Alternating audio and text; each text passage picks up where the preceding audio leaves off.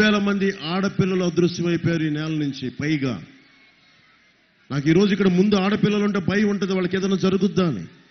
అలాంటిది ఒక ముఖ్యమంత్రి రాష్ట్రంలో ఇన్ని వేల మంది ఆడపిల్లలు అదృశ్యం అయిపోతే కూర్చోబెట్టి సొంత చెల్లి జీవితాన్ని కూడా బయటికి లాగే ఒక దిగజారుడు స్థాయి వ్యక్తి. సొంత చెల్లికే గౌరవం ఇవ్వని వాడు ఇక్కడున్న ఆడబిడ్డలకి గౌరవం ఇస్తాడా? ఇక్కడున్న ఆడబిడ్డలకు గౌరవం ఇస్తాడా అమ్మ? మీరు ఆలోచించండి.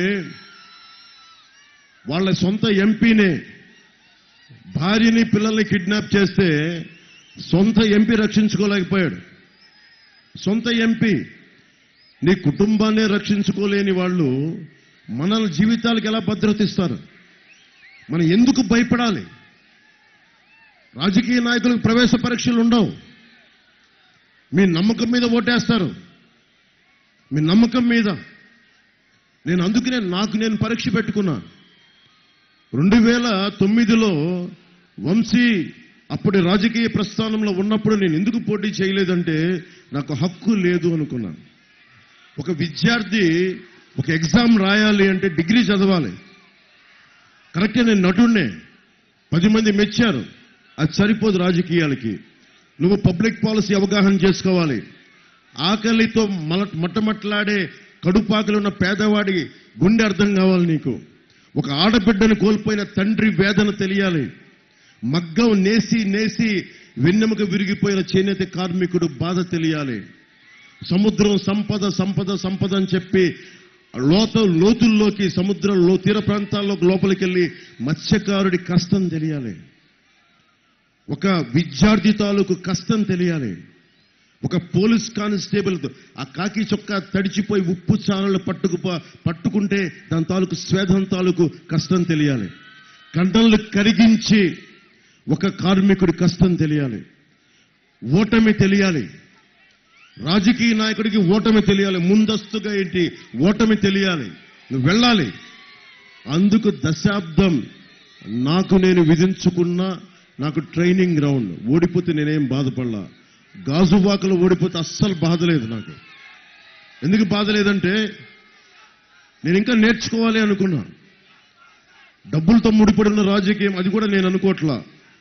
సరిగ్గా కనుక ఒక సరైన నాయకుడు వచ్చి మీ గుండెలకు కనుక మంట అంటించాడా, మీ గుండెల్లో అగ్ని జ్వాలలు అంటించాడా, ఏ డబ్బు పనిచేయదు, ఏ ప్రలోభాలు పనిచేయవు, ఏ బిర్యానీలు పనిచేయవు, ఏ సర్కార్ సారా కూడా పనిచేయదు.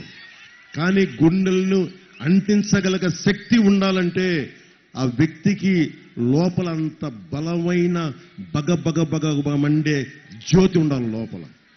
అది ఒక రోజులో రాదు. నిలబడాలి, నలగాలి. చంద్రబాబు గారు జైల్లో ఉన్నప్పుడు నాకేమి సరదా కాదు. ఇంతమంది అడగండి, ఇప్పుడు ఇంతమంది నాయకులు మాట్లాడారు. భరత్ గారు ఉన్నారు ఇక్కడే, పార్లమెంట్ అభ్యర్థిగా పోటీ చేస్తున్నారు. ఏ రాజకీయ పార్టీ అయినా సరే, జనసేననే కాదు ఎవరైనా సరే, నా స్థానంలో వేరే ఏ పార్టీ ఉన్నా ఇంకొక పార్టీ నాయకుడు జైల్లో ఉంటే మీరెళ్ళి అదే ఇస్తారా? ఒకసారి మీరు ఆలోచించండి. ఎవరు ఇప్పుడు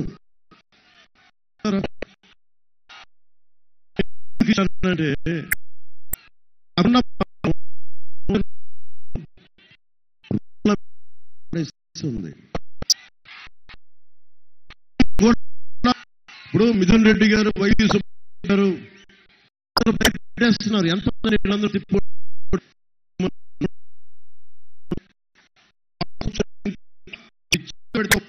మంది.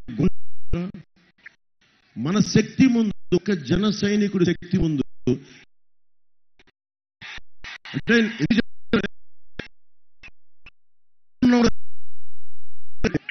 హ్యాండ్ఫుల్ ఆఫ్ పీపుల్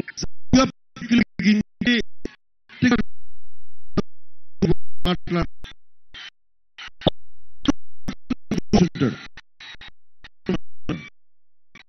నేను ఎందుకు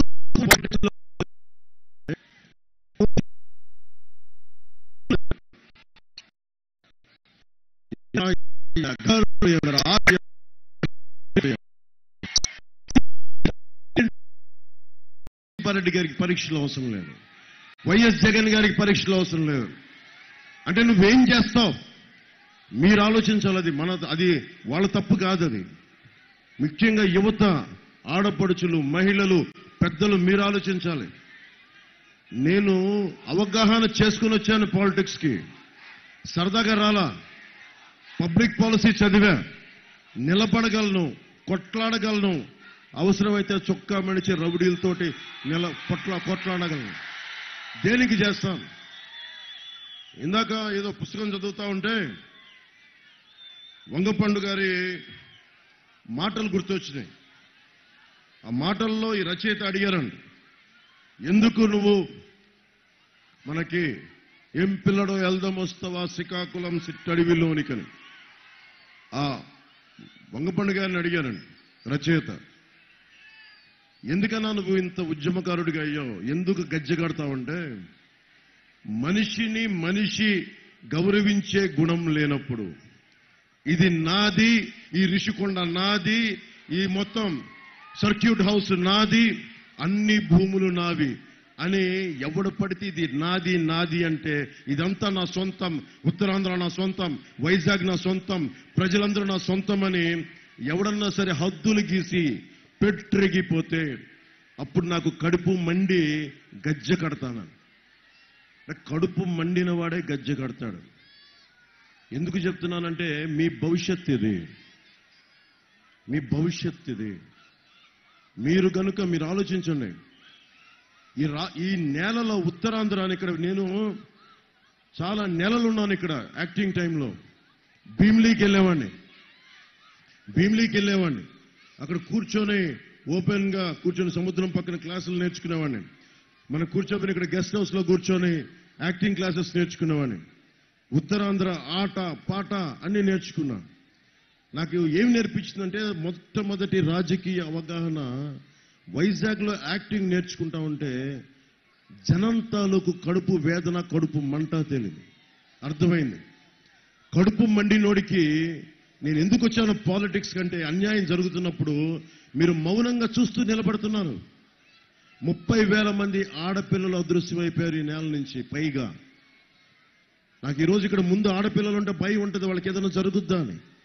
అలాంటిది ఒక ముఖ్యమంత్రి రాష్ట్రంలో ఇన్ని వేల మంది ఆడపిల్లలు అదృశ్యం అయిపోతే కూర్చోబెట్టి సొంత చెల్లి జీవితాన్ని కూడా బయటికి లాగే ఒక దిగజారుడు స్థాయి వ్యక్తి. సొంత చెల్లికే గౌరవం ఇవ్వని వాడు ఇక్కడున్న ఆడబిడ్డలకి గౌరవం ఇస్తాడా? ఇక్కడున్న ఆడబిడ్డలకు గౌరవం ఇస్తాడా అమ్మ? మీరు ఆలోచించండి. వాళ్ళ సొంత ఎంపీనే, భార్యని పిల్లల్ని కిడ్నాప్ చేస్తే సొంత ఎంపీ రక్షించుకోలేకపోయాడు. సొంత ఎంపీ.